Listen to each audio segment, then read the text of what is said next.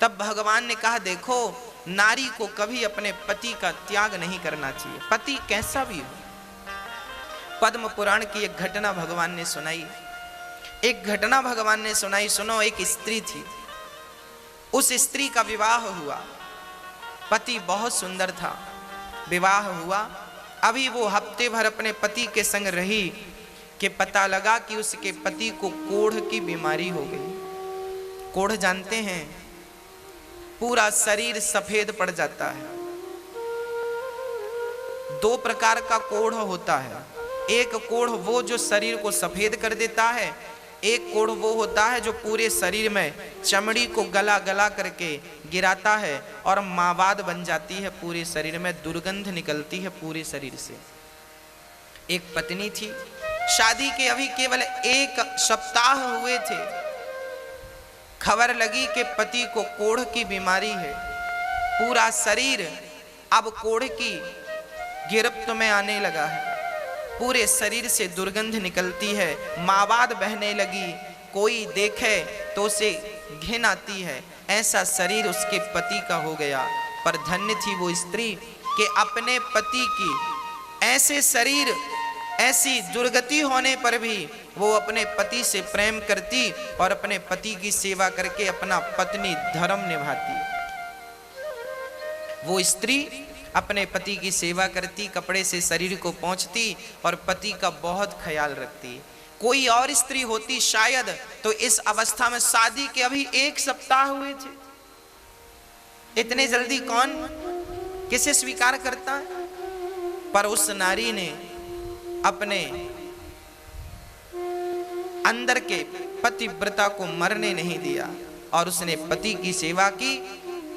बहुत लंबा समय बीत गया, शादी के 15 साल बीत गए। 15 वर्ष बाद उसका पति बाहर बैठा, ठंडियों का समय था, धूप में बैठा था। सोचो, वो नारी अपने मायके नहीं जाती इसलिए कि मैं चली जाऊंगी तो इनकी सेवा कौन करेगा। ना तो भाई सेवा करता है, ना परिवार में कोई आगे बढ़ता है। पत्नी करे तो करे, नहीं तो वो मर जाए। धन्य थी वो नारी जो पति की सेवा करती। एक दिन पति सर्दियों के दिन बाहर आंगन पर बैठा था, तभी उस नगर की एक सुंदर वैश्या वहां से गुजरती है। राजा के घर नाचने जाती थी वैश्या। जब वो राजा के घर नाचने जाती तो उसी रास्ते से गुजरी। आज कोढ़ जिनको था, उस कोढ़ी ने उस स्त्री को देखा, आहा कितनी सुंदर है ये, और उसकी सुंदरता पर लट्टू हो गया। उसका मन वैश्या के पीछे चला गया। शाम को बड़ा उदास था। पत्नी ने कहा, स्वामी जी क्या हुआ? तब कह दिया, क्या बताऊं, आज यहाँ से वो स्त्री गई, उसके संग मेरा मन चला गया। तुम बहुत बड़ी, देखो एक पति अपनी पत्नी से कह रहा, सुनना जरा, ये पद्म पुराण में लिखी घटना है, सच घटना है, कोई मुंह जवानी की नहीं। हाँ, उस पति ने कहा, उस कोढ़ी ने कहा अपनी पत्नी से, सुनो, एक बार तुम चाहो तो वो वैश्या मुझसे मिल ले, बस एक बार उससे मिलने की इच्छा है। वो वैश्या है ना, वो मुझसे मिल सकती है, उसे हम जितना पैसे चाहिए पैसे दे देंगे। अब एक पति भला अपनी पत्नी से कह रहा है कि तुम हमें उस वैश्या से मिला दो, पर पत्नी तो पतिव्रता थी, भला पति की ये आज्ञा भी कैसे टालती। आज तक किसी आज्ञा का उल्लंघन किया नहीं था, ये आज्ञा कैसे टाल। ठीक है, मैं आपकी मुलाकात जरूर कराऊंगी, यदि आपकी इच्छा है तो ठीक है। वो पत्नी उस वैश्या के घर जाने लग गई। सवेरे 4 बजे जाती, उसके घर का झाड़ू करती, बर्तन करती, चौका करती, चली जाती। वैश्या ने देखा कि मेरे घर झाड़ू पोंछा कौन करता है। एक दिन उस वैश्या ने ताड़ लिया अर्थात देख लिया, छिप करके देखा कौन आता है मेरे घर काम करने। देखा तो ये पतिव्रता, अच्छा ये इतनी बड़ी पतिव्रता है, इसके चर्चे चारों तरफ फैले थे। लोग जानते थे कि फलाने की पत्नी बड़ी पतिव्रता है, पति को कोढ़ है, फिर भी वो सेवा करती है, घृणा नहीं करती, नफरत नहीं करती, उसे घिन नहीं आती। वैश्या चरणों में गिर पड़ी, देवी तुम इतनी बड़ी पतिव्रता हो, मेरे घर झाड़ू लगाओगी, पोंछा करोगी, तो मैं तो वैसी वैश्या हूं, मुझे नरक में भी शायद जगह ना मिले, तुम इतनी बड़ी पतिव्रता मेरे घर झाड़ू क्यों लगा रही हो, बताइए। तब वैश्या से कहा पतिव्रता स्त्री ने, देखो देवी, मेरे पति का मन तुम पे आ गया है, तुम मेरे पति को एक बार मिल लो और उनकी इच्छाओं को पूरा कर दो। जब इस प्रकार का निवेदन एक पतिव्रता नारी ने उस वैश्या से किया, वैश्या को पता था कि इसके पति को कोढ़ का रोग है, शरीर से दुर्गंध निकलती है, परंतु आप कह रही हो तो ठीक है, कल शाम के समय, कल रात्रि के समय आप अपने पति को मेरे घर ले आना, मैं उनसे जरूर मिलूंगी, भेंट करूंगी, ठीक है। अब ये पतिव्रता नारी अपने पति को ये समाचार सुनाती है कि वो आपको कल मिलेंगे। अब तो ये पति बड़ा प्रसन्न हो गया। दूसरा दिन हुआ, शाम हुई, चलने का इंतजार। अच्छा, ये कोढ़ी था, ज्यादा दूर चल नहीं सकता था, शरीर जर्जर था। हाँ, शरीर बीमार था ना, शरीर जर्जर था, शरीर तो जर्जर था पर मन चंगा था। कुछ दूर चला, पत्नी ने हाथ पकड़ करके अपने पति को चलाया, इसके बाद थक गया, कहने लगा मैं चल नहीं सकता पर मेरी इच्छा है उससे मिलने की। बैठ गया, रोने लगा। पत्नी ने कहा स्वामी जी रोइए मत, आप मेरे कंधे पर बैठकर चलिए। तब पत्नी ने अपने पति को अपने कंधे पर बिठाया। जरा दृश्य देखिएगा,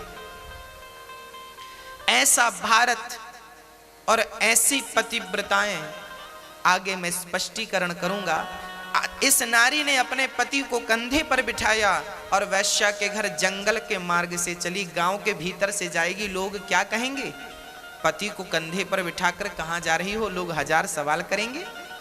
जंगल के मार्ग से जा रही है, कोई देख ना सके। पर उस जंगल में एक घटना और घटने वाली थी। क्या घटना थी? वहां पर एक संत बैठे थे। हाँ, वो संत, एक वहां का जो राजा था, उस राजा के घर में कुछ चोरों ने चोरी करी। चोरी करके धन संत की कुटिया पे छिपा दिया। राजा के सिपाहियों ने संत की कुटिया से धन को बरामद किया तो उन्हें लगा चोर ये बाबा ही है। तो उस संत को चोर समझकर राजा के सिपाहियों ने उसे सूल पर टांग दिया। सूल, पैना सा सूली अलग है, सूली मतलब फांसी, सूली अलग होती है, सूल अलग होता है।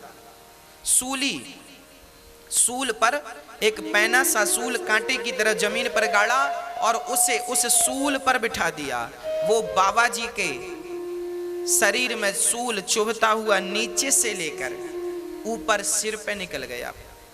पर संत असली थे, समाधि असली थी, सूल उनका कुछ बिगाड़ ना सका। सिपाही राजा के वहां से भागे। बाबा जी रात्रि हो गई, सूल पर लटके रहे। अब ये पतिव्रता नारी अपने पति को कंधे पर बिठाकर जब ले गई तो इसे रास्ते में दिखाई ना पड़ा, अंधेरी रात थी।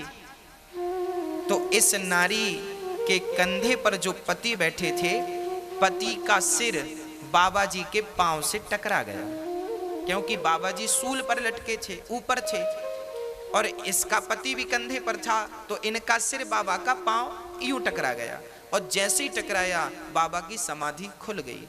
बाबा ने श्राप दे दिया, जिसने मेरी समाधि भंग की वो सूर्य उदय होते ही मर जाएगा। अब जैसे ही ये श्राप लगा तो कोढ़ी राम तो लगे रोने, मैं तो गया काम से। वो तो लगा रोने, वैश्या को भूला, सब कुछ भूला, लगा रोने, मैं तो गया काम से, मैं तो मर गया। पर वो पतिव्रता नारी, उसने कहा हे सूर्य भगवान, यदि मैं सच्ची पतिव्रता हूं और अपने पति के अतिरिक्त मैंने कभी किसी पराये पुरुष का स्वप्न में भी चिंतन ना किया हो, तो सूर्य भगवान जब तक मैं ना कहूं आप प्रकट ना होना, क्योंकि आप प्रकट होंगे तो मेरे पति मर जाएंगे। ये संत का श्राप है। तो सूर्य उदय ही नहीं होगा, कहानी खत्म। भक्तों 24 घंटे बीत गए, 48 घंटे बीत गए, हाहाकार मच गया, सूर्य का आता पता नहीं। हाहाकार ब्रह्मलोक में मच गया, सूर्य क्यों नहीं निकल रहे हैं? सूर्य बोले मैं नहीं जाऊंगा, नहीं भस्म हो जाऊंगा उस नारी के कारण। वो इतनी बड़ी पतिव्रता है कि सूर्य की गति को रोक दिया उन्होंने, रुक गए सूर्य भगवान, स्थित हो गए, स्थिर हो गए। ब्रह्मा विष्णु महेश दौड़े दौड़े आए, देवी क्या कर रही हो, प्रकट होने दो ना, मेरे पति मर जाएंगे। तब अनुसुईया माता को पता लगा, वो आई और अनुसुईया माता ने कहा, देवी तेरे पति को मैं जीवित करूंगी, तू आने दे।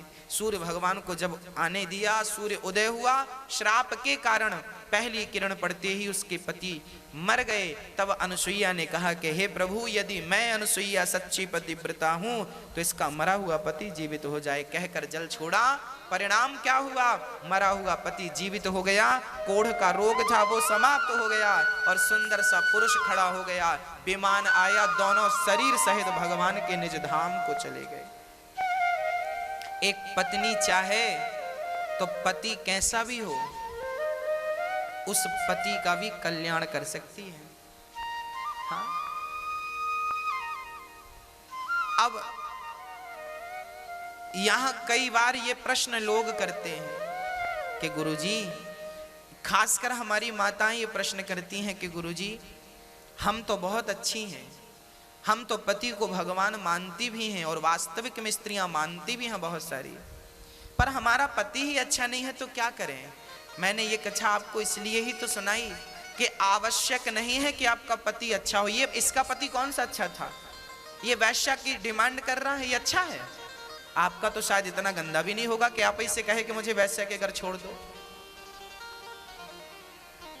तो ऐसे घटिया पति थे इनके, पर ये पतिव्रता थी।